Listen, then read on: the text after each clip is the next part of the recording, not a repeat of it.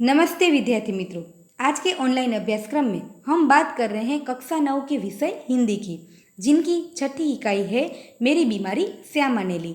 आज हम इस गद्य कृति का अभ्यास करने वाले हैं। तो देखते हैं कि यह जो गद्य है उनके लेखक है हरिवंश राय बच्चन और इस गद्य का साहित्य प्रकार है आत्मकथांश। आत्मकथांश यानी आत्मकथा का छोटा सा अंश यानी आत्मकथांश। तो जानते हैं कि आत्मकथा किसे कहते हैं। आत्मकथा में लेखक अपने जीवन के बारे में लिखता है तो उन्हें हम आत्मकथा कहते हैं, और उनका एक छोटा सा अंश यानी आत्मकथांश। प्रस्तुत आत्मकथांश में लेखक हरिवंश राय बच्चन ने अपने जीवन के एक अनुभव को हमारे समक्ष रजू किया है, जिनका हमें अभ्यास करना है। तो सबसे पहले हम जानते हैं लेखक के परिचय के बारे में। तो इस गद्य के लेखक है हरिवंश राय बच्चन। हरिवंश राय बच्चन हमारे हिंदी साहित्य के श्रेष्ठ कवि और लेखक के रूप में काफ़ी प्रसिद्ध हुए हैं, और उनका जन्म 27 नवंबर 1907 को प्रतापगढ़, आगरा, उत्तर प्रदेश में कायस्थ परिवार में हुआ था। तो उन्हें बचपन में बच्चा कहकर पुकारा जाता था, जिनका अर्थ है संतान, जो आगे चलकर बच्चन के नाम से मशहूर हुए हैं। तो व्यवसाय से वे कवि, लेखक और प्राध्यापक थे। हम बात करें तो हिंदी फिल्म जगत के अभिनेता अमिताभ बच्चन के वे पिता हैं। तो अब हम जानते हैं उनकी साहित्य कृति के बारे में। उन्होंने हिंदी साहित्य में विपुल मात्रा में साहित्य सर्जन किया है, परंतु उनकी एक ही मात्र कृति मधुशाला से उन्हें काफ़ी प्रसिद्धि मिली है। तो उनकी एक ही मात्र कृति मधुशाला ने उन्हें अमर बना दिया है। तो अब हम पाठ्य पुस्तक में दिए गए लेखक के परिचय की जानकारी देखते हैं, उनके बारे में अधिक जानकारी जानते हैं। हिंदी साहित्य में हरिवंश राय बच्चन का नाम उनकी एकमात्र कृति मधुशाला से अमर हो गया है। तो हालांकि विपुल मात्रा में साहित्य सर्जन भी उन्होंने किया है। छायावादोत्तर काल के कवियों में बच्चन एक विशिष्ट सर्जक के रूप में रहे हैं। इलाहाबाद विश्वविद्यालय के अंग्रेजी के प्राध्यापक के रूप में रहे हैं। तत्पश्चात यानी उनके बाद दिल्ली में उन्होंने सरकारी सेवाएं दी है। आकाशवाणी और 2-1 अन्य स्थलों पर उन्होंने सेवाएं भी दी है। भारत के एक विशिष्ट कवि के रूप में राष्ट्रपति जी ने उन्हें राज्यसभा का सदस्य मनोनीत किया है। तो प्रारंभिक नौकरी उन्होंने पायोनियर प्रेस में की थी। मधुशाला के कवि के रूप में बच्चन जी को इतनी शोहरत यानी प्रसिद्धि मिली कि उनकी मधुशाला का सभा, सम्मेलनों, कवि गोष्ठी आदि में उनका उल्लेख होता था। तो लोग बड़ी संख्या में आकर उनकी काव्य कृतियों को सुनते थे। कैम्ब्रिज यूनिवर्सिटी से जोहन पेटस नामक कवि के समग्र वाङ्मय पर उन्होंने पीएचडी की है। तो केंद्रीय मंत्रालय दिल्ली में उन्होंने हिंदी विशेषज्ञ के रूप में अप्रतिम कार्य किया है। तो उनको कई पुरस्कारों से, जैसे सोवियत लैंड पुरस्कार, साहित्य अकादमी पुरस्कार और पद्म विभूषण जैसे आदि पुरस्कारों से सम्मानित भी किया गया है। तो उनकी काव्य कृतियों की कुछ पंक्तियों की बात करें तो तीर पर कैसे रुकूं मैं आज, लहरों का निमंत्रण, इस पार प्रिय तुम हो, मधु है उस पर न जाने क्या होगा, जैसी काव्य पंक्तियाँ आज भी लोगों की जबान पर गाई जाती है। तो हम बात करते हैं उनकी साहित्य कृतियों की। तो मधुशाला, निशा निमंत्रण, सप्तरंगिनी, मिलन यामिनी, आकुल अंतर और एकांत संगीत नामक इनके सुप्रसिद्ध काव्य संग्रह है। तो क्या भूलूं क्या याद करूं, नीड़ का निमंत्रण फिर, बसेरे से दूर और 10 द्वार के सोपान तक शीर्षक से उनके 4 खंडों में लिखी उनकी आत्मकथा है। मेरी बीमारी श्यामा नेली वे एक आत्मकथा का अंश है, जो क्या भूलूं क्या याद करूं से लिया गया है। विद्यार्थी मित्रों, आपको यह टिक करना है और लिखना है। 1 मार्क्स में हमें प्रश्न पूछा जाता है कि उनका यह जो इकाई है मेरी बीमारी श्यामा नेली, वे उनकी मूल कृति कौन सी है। तो क्या भूलूं क्या याद करूं आत्मकथा में से उस अंश को लिया गया है, यानी मूल कृति है क्या भूलूं क्या याद करूं। बच्चन जी की प्रथम पत्नी का नाम श्यामा था, जो सही अर्थ में एक आदर्श जीवन संगिनी थी। श्यामा की बीमारी उसकी खुद की न होकर बच्चन जी की थी, जो सेवा करते करते ली गई थी। बच्चन जी का यह मंतव्य श्यामा का पति भक्ति, कर्तव्यपरायणता और निष्ठा का प्रतीक है। एक तरह से हम बात करें तो श्यामा हरिवंश राय बच्चन की पहली पत्नी थी।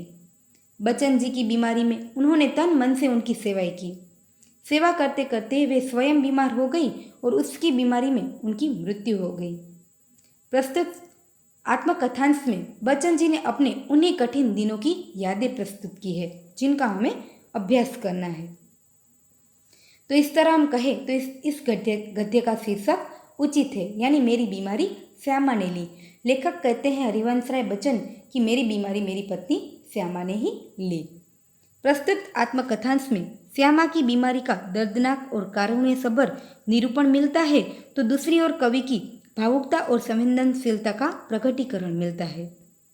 क्या भूलूं क्या याद करूं श्री हरिवंश राय बच्चन की आत्मकथा है और हिंदी के इस सुप्रसिद्ध कवि ने अपने संस्मरण बड़े ही रोचक ढंग से आलेखित किए हैं। कवि अपने जीवन की घटनाओं के साथ उस युग का चित्रण भी देते हैं। तो प्रस्तुत अंश क्या भूलूं क्या याद करूं में से लिया गया है। इसका यह शीर्षक मेरी बीमारी श्यामा ने ली विषय वस्तु का भी निर्देशित करता है। इस तरह हम कह सकते हैं कि इस गद्य का शीर्षक मेरी बीमारी श्यामा ने ली उचित है। विद्यार्थी मित्रों, आगे अब हम पाठ की समझूती देखते हैं। तो लेखक अपनी बीमारी को महत्व नहीं देते हैं। लेखक खुद बीमार है, उनकी पत्नी श्यामा भी बीमार है, उनके घर की आर्थिक परिस्थिति भी कमज़ोर है, उनके पास पैसे नहीं हैं कि ठीक से वे दवाइयाँ खरीद सके, परंतु वे ट्यूशन कराते हैं, स्कूल में भी पढ़ाते हैं, किताब उन्होंने जो लिखी है उनकी बिक्री से भी उन्हें कुछ आमदनी मिलती है और दवाइयाँ खरीदते हैं। परंतु लेखक कहते हैं कि शुरुआत में ही वे कहते हैं मैं अपनी बीमारी को दुलराने वालों में न था। दुलराना यानी प्यार करना, स्नेह करना। लेखक कहते हैं कि सच कहूँ तो मैं अपनी बीमारियों के प्रति प्रायः निर्भर रहता था। निर्भर यानी बिल्कुल बिना डरे रहता था। लेखक कहते हैं कि मैं हमेशा अपनी बीमारियों के प्रति निर्भर रहता था। मैं उनको लाड प्यार करने वालों में से न था। शायद मैंने गांधी जी के ही लेख में कहीं पढ़ा था कि बीमार होना तो अपराध है यानी गुनाह है। लेखक कहते हैं कि मैंने एक दिन गांधी जी के लेख में कहीं पढ़ा था कि बीमार होना तो गुनाह है। हमें जो शरीर दिया गया है उसे हम स्वस्थ न रखें तो हम अपराधी तो है ही। लेखक कहते हैं कि मैंने गांधी जी के इस तर्क यानी विचार को कुछ और आगे ले गया था। अपराधी को दंड भी देना चाहिए। हमें जो शरीर दिया गया है हम उसे स्वस्थ न रख पाए तो हम गुनहगार तो है ही, तो हमें सजा भी मिलनी चाहिए। आगे वे कहते हैं कि मुझे जब कभी कभी छोटी मोटी बीमारियां होती, लेखक को कौन सी छोटी मोटी बीमारियां होती थी जो हमें 1 मार्क्स के प्रश्न में पूछा जा सकता है, तो हम लिख सकते हैं कि उन्हें जुकाम, बुखार, खांसी, सिर दर्द जैसी छोटी मोटी बीमारियां होती तो लेखक कहते हैं कि फिर भी मैं खाट पर न लेटता था यानी आराम नहीं करता था, चारपाई पर लेटकर आराम नहीं करता था और भी अपने से काम लेता था। लेखक कहते हैं कि जब भी मैं बीमार होता, छोटी मोटी बीमारियां होती तो मैं एक चारपाई पर लेटकर आराम नहीं करता था, मैं अपने से और भी कार्य लेता था। लेखक बीमारी में भी क्यों काम करते थे, हमें 2 या सविस्तर प्रश्न में पूछा जाए तो लेखक की आर्थिक स्थिति अच्छी नहीं थी। घर का खर्च निकालने के लिए वे स्कूल में पढ़ाते थे और ट्यूशन कराते थे। आराम करने से वे ये दोनों काम नहीं कर सकते थे। बिना आमदनी के घर कैसे चलता। उनके छोटे भाई की आमदनी का भी अधिक नहीं थी। बहन की दवाइयाँ भी उनके लिए सिरदर्द थी, इसलिए मजदूरी में बच्चन जी बीमारी में भी काम करते थे। और वे आगे कहते हैं कि मुझे भरे बुट्टे बुखार में अपनी रात की ट्यूशनों पर जाने की याद है। लेखक को अति बुखार होता तो भी वे रात को ट्यूशन कराने जाते थे। बुखार की गर्मी और तेजी में तो मैं और जोर से पढ़ाता था। मजदूरी करके रोटी कमाने वाले को बीमार पड़ने का क्या अधिकार है। बीमारी अमीरों की हरमजदगी है, गरीबों को उसे अपने पीछे नहीं लगाना चाहिए। इन 2-3 पंक्तियों में ही लेखक ने हमारी सामाजिक वास्तविक परिस्थिति का चित्रण किया है और वे कहते हैं कि मुझे भरे फूटे बुखार में भी ट्यूशन कराना याद है। जब भी मैं बुखार में होता तो मैं और जोर से कार्य करता था। बीमारी अमीरों की हरमजदगी है यानी बीमारी अमीरों का हरामीपन है। वे बीमारी में काम न करने का बहाना बना लेते हैं। पैसा होने के कारण उनकी यह काम चोरी चल जाती है। गरीबों को तो रोज मेहनत करके रोजी रोटी कमानी पड़ती है। वे बीमारी के नाम पर काम नहीं करेंगे तो उनका गुजारा कैसे होगा। इसलिए गरीबों को बीमार होने का अधिकार ही नहीं है। आगे लेखक कहते हैं कि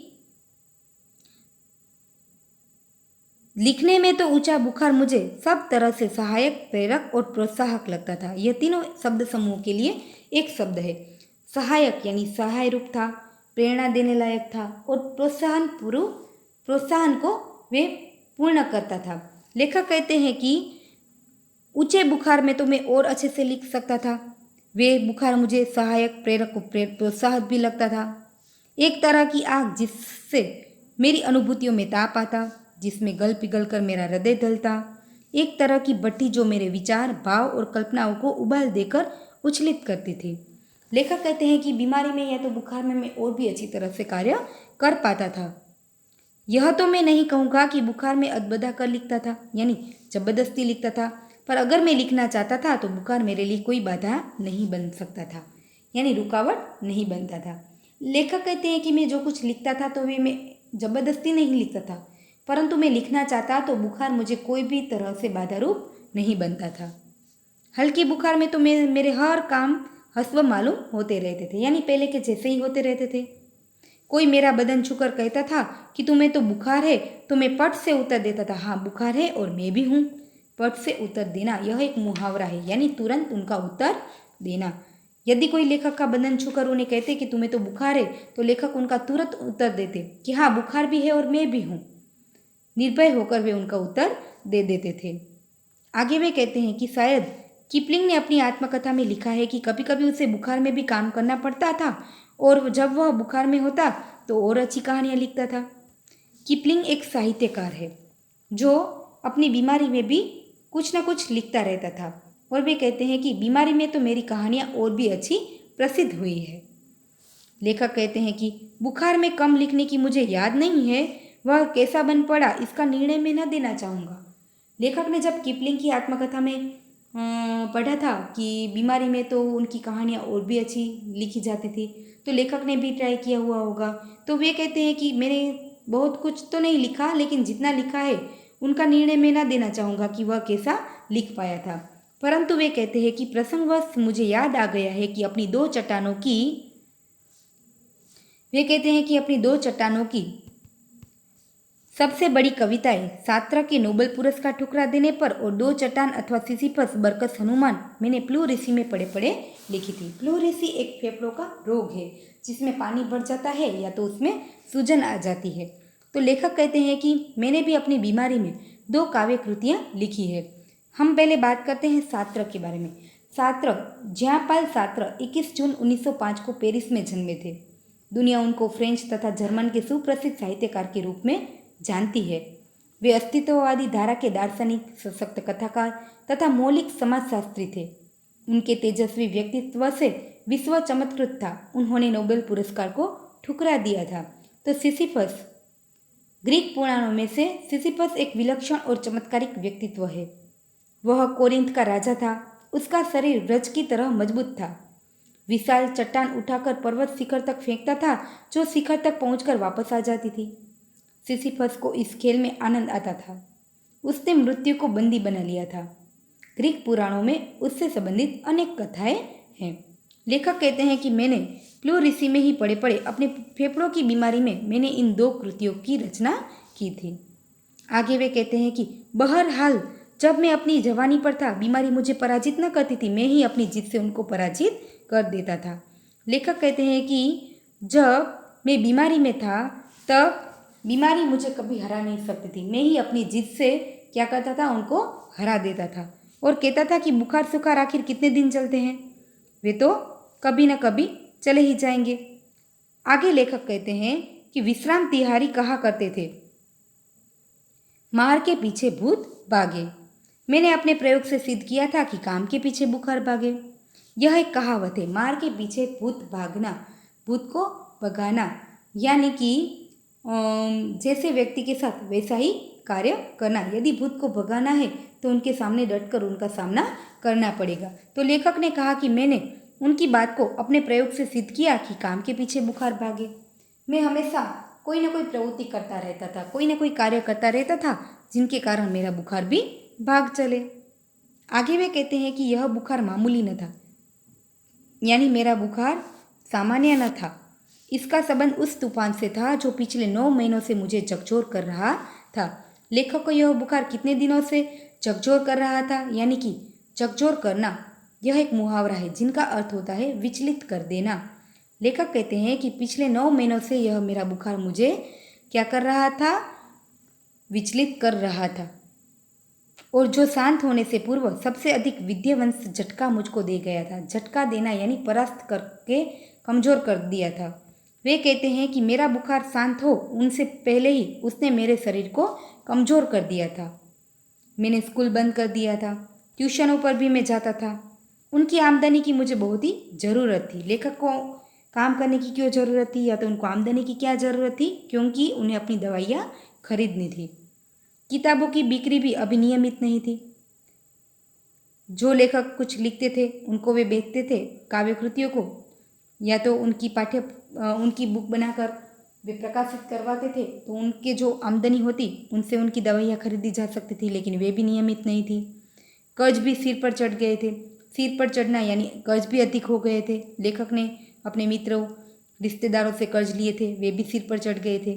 बुखार 10 दिन चला, 20 दिन चला, महीने भर चला, 2 महीने चला, जुलाई आ गई, फिर भी बुखार में कोई सुधार नहीं आया। अब बुखार के साथ ट्यूशन पर ही जाना न होता था, दिन भर स्कूल में पढ़ाना भी पड़ता था। बुखार का नमूना तो बिल्कुल वही रहता था।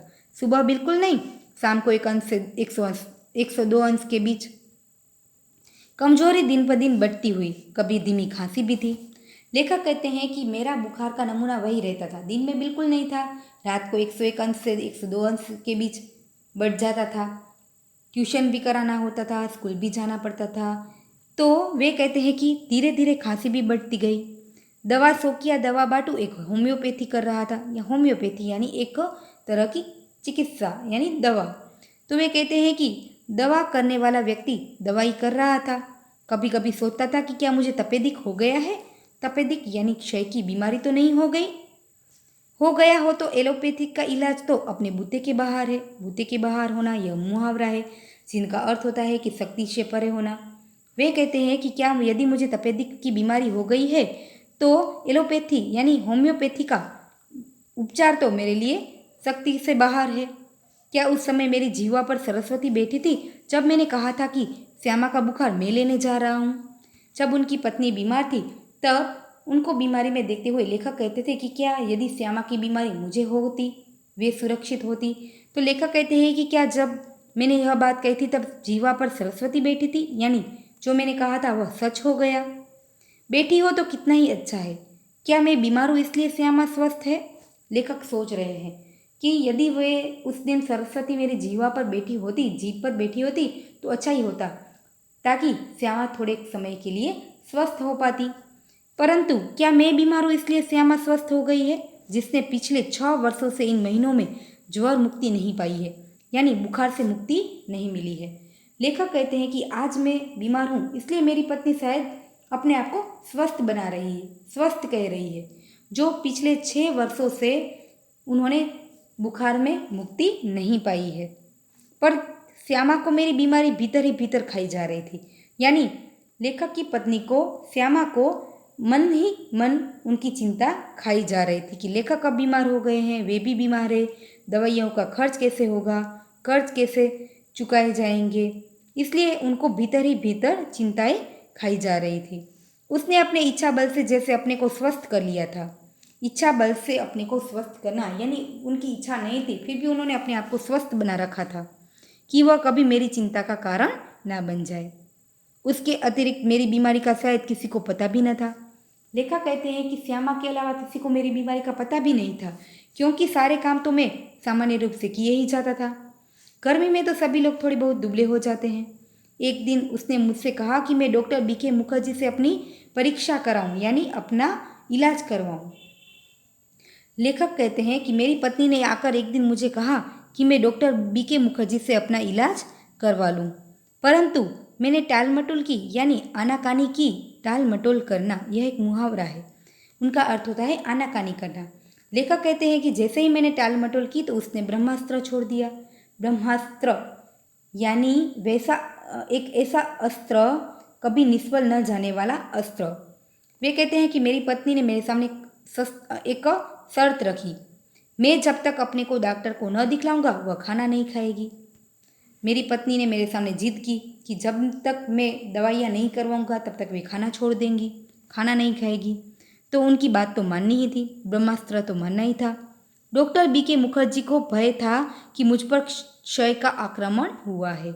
जब लेखक डॉक्टर से अपना इलाज करवाते हैं तो डॉक्टर B.K. मुखर्जी को भय हुआ कि लेखक पर क्षय का आक्रमण हुआ है।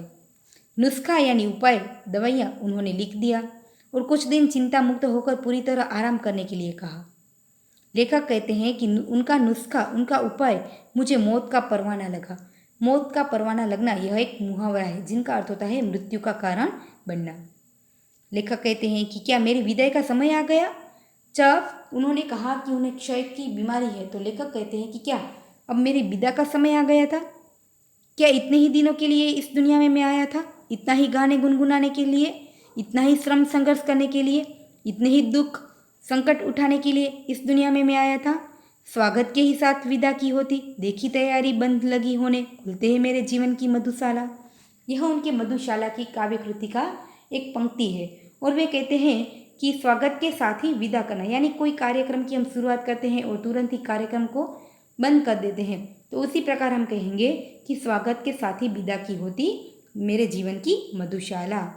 वे कहते हैं कि क्या मेरी मृत्यु का समय नज़दीक आ गया? क्या मैंने अपनी भविष्यवाणी स्वयं ही कर दी थी? सबसे मर्मवेदी प्रश्न था। मर्मवेदी यानी दिल को छूने वाला प्रश्न था। क्या श्यामा के भाग्य में वैधव्य ही लिखा है? वैधव्य शब्द समूह के लिए एक शब्द है। वैधव्य यानी विधवा, जिनका पति मृत्यु हो चुका है, यानी कि जिनके पति की मृत्यु हो चुकी है, ऐसी स्त्री को विधवा कहा जाता है। लेखक कहते हैं कि यदि मेरी मृत्यु हुई तो क्या मेरी पत्नी के भाग्य में वैधव्य लिखा होगा? आगे वे कहते हैं कि मरने से मुझे डर नहीं था, वह मुझे कठिन भी नहीं लगा, कठिन लगा मरने के पहले जीना। हम कहें तो लेखक को मरने से पहले जीना कठिन क्यों लगा? तो वे कहते हैं कि क्षय की बीमारी ने बच्चन जी को गहरी चिंता में डाल दिया था। डॉक्टर ने उन्हें दवाओं के सेवन के साथ चिंता मुक्त होकर आराम करने के लिए सलाह दी थी, परंतु आराम करने से घर का खर्च कैसे चलेगा? महंगी दवाइयाँ कहाँ से आती? सिर पर चढ़ कैसे चढ़ता? उनकी अदायगी कैसे होती? छोटे भाई की अपर्याप्त आमदनी से निर्वाह होने वाला नहीं था। इन सारी चिंताओं के कारण बच्चन जी को मरने की अपेक्षा जीना कठिन लगा। वे कहते हैं कि पूरे आराम के अर्थ होंगे ट्यूशन छोड़ दूँ, स्कूल से छुट्टी ले लूँ, ज़्यादा लूँ तो बगैर तनख्वाह लूँ। फिर घर का खर्च कैसे चलेगा? शालिग्राम केवल अपनी तनख्वाह से घर नहीं चला सकते। कल उनकी यदि किसी नौकरी में बदली हो सकती है तो वे घर एक पैसा देने की स्थिति में भी नहीं होंगे। महंगी महंगी दवाइयाँ कहाँ से आएगी? किताबों से आमदनी अनियमित और अनिश्चित थी, यानी नियमित नहीं थी, निश्चित नहीं थी। कर्ज भी अदा करने को कम नहीं था। लेखक चिंतित हो जाते हैं और डॉक्टर ने उन्हें चिंता मुक्त होने की बात कही है। वे कहते हैं कि अब चिंता करने के अलावा कुछ बचा ही नहीं है। श्यामा ने मेरी बीमारी सुनी तो वे कांप उठी, यानी चिंतातुर हो गई, पर तुरंत उन्होंने अपने आप को संभाल लिया। वे मजबूत भी हो गई, दृढ़ यानी मजबूत भी हो गई। जैसे उसने पल भर में अनुभव कर लिया था कि उनका कांपना मैं सहन नहीं कर पाऊंगा, इसलिए उन्होंने अपनी बीमारी को अपने मन में ही दबा दिया और मेरे सामने वे हमेशा स्वस्थ रहने लगी। इस खबर से मेरे माता पिता को तो लकवासा मार गया। लकवासा मार जाना मुहावरा है जिनका अर्थ होता है स्तब्ध हो जाना, चिंतातुर हो जाना।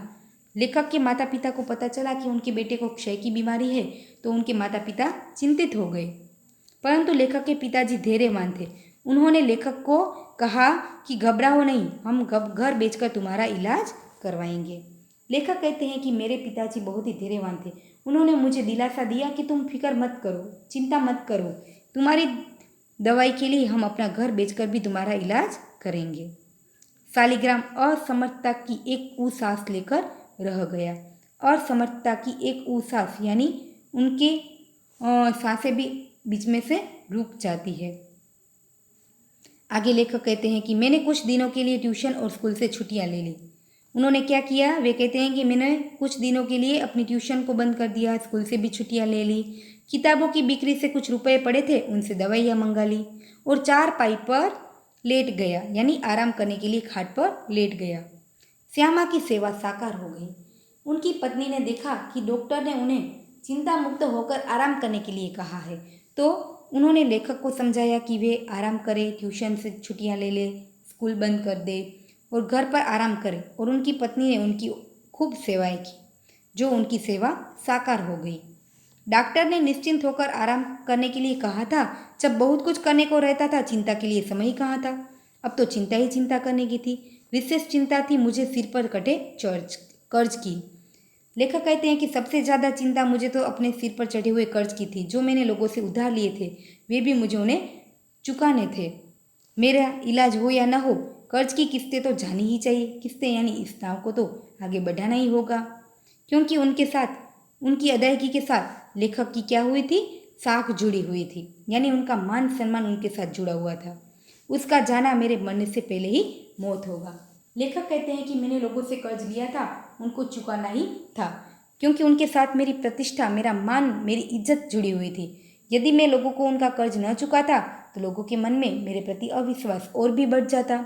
बच्चों, हम यहाँ एक बात समझ सकते हैं कि हम जिनसे कुछ लेते हैं तो हमें समय समय पर उन्हें उनकी चीज़ को वापस लौटा भी देना चाहिए। पैसे हो, कोई चीज़ हो, हमें उन्हें समय पर पहुंचा देना चाहिए। नहीं तो उन व्यक्ति का हमारे प्रति जो विश्वास है वो एक न एक दिन चला जाएगा। आगे वे कहते हैं कि उसका जाना मेरे मरने से पहले मेरी मौत होगी। लेखक कहते हैं कि मुझे किसी भी तरह से मेरे कर्ज को चुकाना ही था, क्योंकि उनके साथ मेरी इज्जत जुड़ी हुई थी। आगे वे कहते हैं कि श्यामा के लिए मैं पारदर्शी दर्पण था। पारदर्शी यानी जिनको आर पार देखा जा सके। वे कहते हैं कि मेरी पत्नी के लिए मैं तो हमेशा पारदर्शी दर्पण था। वे मेरे मन को अच्छे से पहचानती थी, इसलिए उसने समझ लिया कि किसी बात की चिंतित हो। उन्होंने मुझे पूछ लिया कि क्या आप किसी बात से चिंतित हो? चिंता ही खाती रहेगी तो दवा क्या लाभ पहुँचाएगी? उनकी पत्नी समझ गई कि लेखक कोई ना कोई चिंता में है। या तो बीमारी की चिंता है, कर्ज की चिंता है, आमदनी की चिंता है, वृद्ध माता पिता की चिंता है। इसलिए उनकी पत्नी उनकी मन की बात जान जाती है और उन्हें समझाती है कि आप किसी बात से चिंतित हो। यदि आप चिंता में ही रहेंगे तो दवाइयाँ आपको क्या लाभ पहुँचाएगी? तब लेखक उन्हें कहते हैं कि टैक्स सोसाइटी के मुझ पर 400 कर्ज है, करीब 100 अन्य मित्रों के।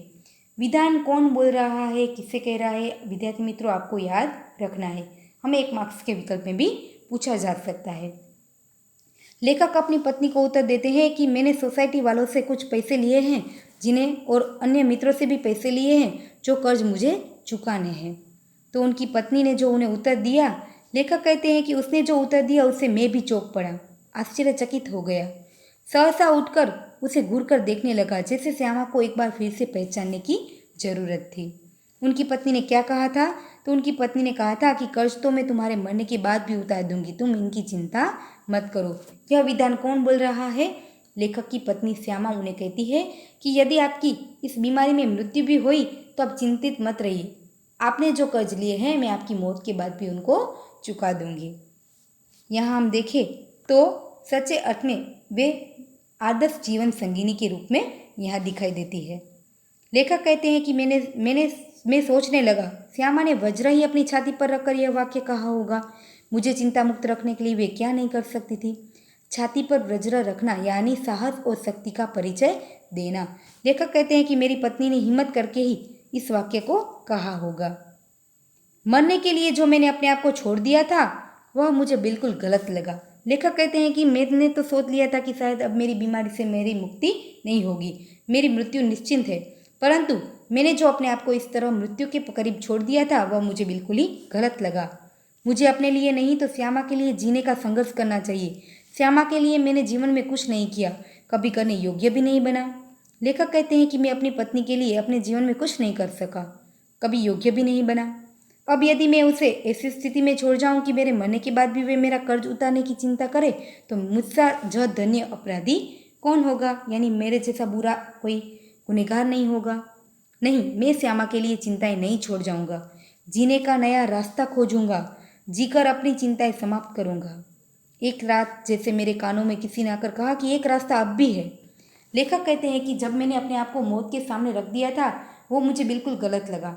मैंने सोचा कि नहीं, मेरे लिए नहीं तो सही अपनी पत्नी के लिए मुझे जीना चाहिए, क्योंकि अब तक के लिए मैंने उनके लिए कुछ भी नहीं किया था। अब मैं नया रास्ता खोजूंगा, अपनी बीमारी को दूर करूंगा और अपनी पत्नी को सुरक्षित रखने का प्रयत्न करूंगा। आगे वे बताते हैं कि 15 दिन की ही इलाज में अपना बटुआ खाली हो गया। बटुआ खाली हो जाना यह एक मुहावरा है जिनका अर्थ होता है कि सब पैसे खर्च हो जाना। जब लेखक ने डॉक्टर बी के मुखर्जी से अपना इलाज कराया था तो 15 दिन में उनका बटुआ खाली हो गया, सब पैसे खर्च हो गए। मैं कदापि नहीं चाहता था कि पिताजी घर को हाथ लगाए। उनके पिताजी ने कहा था कि हम घर बेचकर तुम्हारा इलाज करेंगे, तो लेखक नहीं चाहते थे कि उनके पिताजी उनके घर को हाथ लगाए। अपनी वृद्धावस्था में शांति से बैठने को चाहे उनको भूखे नंगे ही बैठना पड़े, उन्होंने एक शरण स्थल बनाया था। शरण स्थल शब्द समूह के लिए एक शब्द है, शरण के लिए कोई एक जगह। वे कहते हैं कि उन्होंने पूरी जिंदगी मेहनत करके जो कुछ कमाई की थी उनसे उन्होंने अपनी वृद्धावस्था के लिए अपना एक शरण स्थल बनाया था। मैं उससे उन्हें वंचित नहीं करना चाहता था, पर यह भी नियति का खेल है कि मेरे माता पिता दोनों में से किसी को अपनी छत के नीचे अंतिम सांस छोड़ने का योग नहीं बन पाया। ना जाने राम कहाँ लागे माटी, पर उस समय मैं कैसे जानता था। ना लागे राम कहाँ माटी, जो होना है वो तो होकर ही रहता है। लेखक कहते हैं कि मैं नहीं चाहता था कि मेरे माता पिता को उनकी वृद्धावस्था में दर दर की टोकरें खानी पड़े, या तो उन्हें वृद्धावस्था में कहीं और जाकर रहना पड़े। परंतु लेखक कहते हैं कि यह भी नसीब का खेल है कि मेरे माता पिता को अपनी वृद्धावस्था में अपने घर में उन्हें रहने का मौका नहीं मिला, या तो उनकी मृत्यु उनके घर से ही नहीं हो पाई। आगे वे कहते हैं कि उस वक्त मैं नहीं जानता था कि ना जाने राम कहाँ लागे माटी, जो होने वाला है वो तो होकर ही रहता है, उनको कोई नहीं रोक सकता। लेखक कहते हैं कि और एक दिन मुझे एक नया रास्ता दिखाई दिया जिस पर अपने बल पर चलकर मैं अपनी चिंता को समाप्त कर सकता था। किसी के लिए, विशेषकर श्यामा के लिए, मैं चिंताएं नहीं छोड़ूंगा। इस संकल्प ने मुझे दृष्टि भी दी और हिम्मत भी दी, नया रास्ता भी दिया। लेखक कहते हैं कि एक दिन मुझे अचानक ख्याल आया कि मैं एक कार्य और भी कर सकता हूँ जिनसे मैं मेरी बीमारी को दूर कर सकता हूँ, श्यामा की चिंता को भी दूर कर सकता हूँ। आगे वे बताते हैं कि मैंने डॉक्टर बी के मुखर्जी के पास जाकर कहा कि डॉक्टर साहब, आपका इलाज इतना महंगा है कि मेरे पास इस इलाज के लिए पैसे नहीं है। यहाँ हमें हमारी सामाजिक वास्तविकता का भी चित्रण देखने को मिलता है कि हमारे समाज में कैसे कैसे व्यक्ति मौजूद है। लेखक के पास पैसे नहीं थे। डॉक्टर बी के मुखर्जी को पता था कि वे उनका इलाज इतना महंगा नहीं करा पाएंगे। यदि वे चाहते तो उनका इलाज मुफ्त में भी कर सकते थे। यदि लेखक के पास पैसे होते तो वे उनके पास बाद में भी ले सकते थे। परंतु जब लेखक ने उन्हें जाकर कहा कि आपका इलाज महंगा है, मैं नहीं करवा सकता, तो डॉक्टर ने उसे कहा, लेखक कहते हैं कि इसके पूर्व मैं कुछ कहूँ तो उन्होंने अपने बदनाम मुँह फुट स्वभाव से कहा, पैसे नहीं है तो जाओ मरो। लेखक कहते हैं कि मैं उन्हें कुछ और समझाने की कोशिश करता, उन्होंने अपने खराब मुंह से, अपने खराब स्वभाव से ही कह दिया कि यदि पैसे नहीं है तो जाओ मरो, उनसे हमें कोई लेना देना नहीं है। यदि वे डॉक्टर चाहते तो लेखक का इलाज मुफ्त में भी कर सकते थे, बाद में उनसे पैसे भी ले सकते थे, परंतु यहाँ डॉक्टर ने अपनी फर्ज का पालन नहीं किया। डॉक्टर को हम ईश्वर के रूप में पहचानते हैं, परंतु कुछ लोग ऐसे होते हैं जिन्हें सिर्फ पैसों से ही मतलब होते हैं। लेखक कहते हैं कि मुझे जीवन में चुनौतियों से ही बल मिलता है। वे यदि मुझे 100 बरस जीने का आशीर्वाद भी दे देते तो शायद मैंने जीने के लिए संघर्ष करना मुझ में इतना बल नहीं आता जितना मैंने उनके जाओ मरो शब्द से संघर्ष किया था। लेखक कहते हैं कि यदि वे उस दिन मुझे 100 बरस जीने का आशीर्वाद देते तो भी मैं इतना जिंदा नहीं रह पाता जितना उन्होंने मुझे कहा कि जाओ मरो। इस शब्द ने मुझे बहुत ही शक्ति दी, हिम्मत दी और चुनौती दी, जिनके कारण मैं आज जीवित हूँ। आगे वे कहते हैं कि लड़कपन में मेरे पड़ोसी बाबू मुक्ता प्रसाद ने लुई कुने के पानी के इलाज से मुझे परिचित कराया था। मेरी ऐसी बीमारी के लिए ठंडे पानी के टब में बैठकर शीश बाथ लेने का विधान था। एलोपैथी में तो क्षय के रोगियों को दूध, घी, मक्खन, अंडा अधिक से अधिक दिया जाता था। लुई कुने के इलाज में चिकना मना था। सिर्फ कच्ची सब्जियां, फल, भीगे चने, गेहूं आदि पर रहना होता था। न दवा का कुछ खर्च, न खुराक पर खर्च। यही इलाज तो मेरी स्थिति के अनुकूल था और कामकाज भी साधारण किए जाना था। लेखक कहते हैं कि मैंने डॉक्टर बी के मुखर्जी का नुस्खा फाड़ डाला और बचपन में मेरे पड़ोसी बाबू मुक्ता प्रसाद थे जिन्होंने मुझे लुई कोने के पास जाकर शीश बात कराने का इलाज बताया। और एलोपैथी के इलाज में तो क्षय के दर्दी को सब कुछ दिया जाता था, परंतु लेखक कहते हैं कि मुझे लुई कुने ने सादा जीवन और सरल भोजन खाने के लिए कहा था और कामकाज भी में किए जाता था। मैंने बी के मुखर्जी का नुस्खा फाड़ डाला और कुने का अनुसार कुने के अनुसार शेष बात का आरंभ कर दिया और तदनुसार यानी उनके कहने के अनुसार ही खुराक आदि खाया। स्कूल भी जाने लगा, केवल रात वाली ट्यूशन छोड़ दी। लेखक कहते हैं धीरे धीरे मेरे शरीर में सुधार आने लगा। मैंने रात की ट्यूशन छोड़ दी और सिर्फ स्कूल में पढ़ाता था। उसका मुआवजा यानी उनके बदले में एक तरह से किताबों की बिक्री से मिल जाता था। श्यामा ने मेरा विरोध न किया। जीवन भर जिस रास्ते पर मैं चला वे स्वस्थी पंथा बनकर रही और हमेशा मेरा साथ सहकार देती रही। मेरे पीछे चलने वाली थी। मेरी स्नान चिकित्सा के संबंध में भी वह प्रतिदिन अपनी सेवा देती रही, सहयोग देती रही। सबसे अधिक अपने इच्छा बल से उसने मुझे अपने रास्ते पर न ठहरने दिया, न पीछे फिरने दिया। राह पकड़ तू एक चला चल जा पाएगा मधुशाला। मेरी पत्नी सच्चे अर्थ में मेरी सहभागिनी थी और उसने मुझे कभी बाधारूप नहीं बना। हमेशा वह मेरी सेवा करती रही और हमेशा मुझे कहती रहती, तू कोई एक राह पकड़ ले, फिर तू अपने मंजिल तक पहुंच जाएगा। लेखक कहते हैं कि लेकिन अपने अडिग इच्छा बल से उसने जो सबसे बड़ा सहयोग दिया था और सबसे बड़ा चमत्कार किया था वह यह था कि जितने दिन मेरा इलाज चलता रहा उसने अपने सारे रोगों को जैसे कील दिया था, यानी बंद कर दिया था। लेखक की पत्नी भी बीमार रहती थी। वे तो 6 वर्षों से ज्वर से मुक्त नहीं हुई थी। जब वे लेखक बीमार हुए तो लेखक की बीमारी के सामने वे अपनी बीमारी भूल जाती है। एक उंगली दुखने की भी वे शिकायत नहीं करती है और लेखक की अच्छे से सेवा करती है। आगे वे कहते हैं कि शायद उसके प्रति इस निश्चिंतता ने मुझे अपने रोग से लड़ने का जितना बल दिया था उतना किसी चीज़ ने नहीं दिया था। इस आत्म नियंत्रण, आत्मनिग्रह, इच्छा बल, हठ योग की समझ में नहीं आता कि उसे मैं क्या नाम दूँ। बड़ी महंगी कीमत उसने चुकाई है, यानी बड़ी सेवा की है उसने मेरी। उसने अपने आत्मनियंत्रण रखा, आत्मनिग्रह, अपनी इच्छाओं को छोड़ दिया, जिद ना करके उसने जो मेरी सेवाएं की है उनको मैं क्या नाम दूँ। मैं जानता हूँ कि उसने मुझे मेरी बड़ी सेवा की है। आगे वे कहते हैं कि अपने क्षय ज्वर से पूर्णतया मुक्त होकर जिस दिन मैंने सामान्य भोजन किया था 15 अप्रैल 1936 को, ठीक उसी दिन वह चारपाई पर गिरी, यानी वे बीमार हो गई। उनकी बीमारी धीरे धीरे बढ़ती गई।